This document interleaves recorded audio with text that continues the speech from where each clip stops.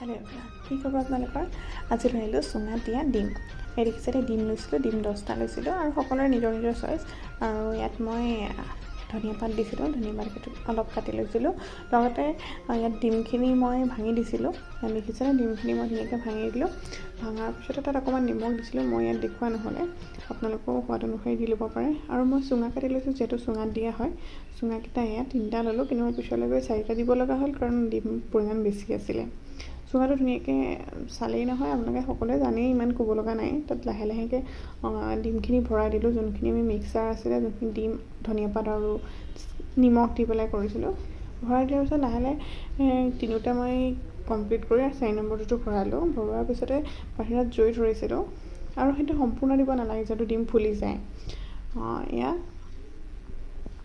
জুইত দিলোঁ, অকণকৈ গমেই পায় লাহে লাহে ব্ৰাউনি কালাৰ হৈ ব্লেক হৈ যায়।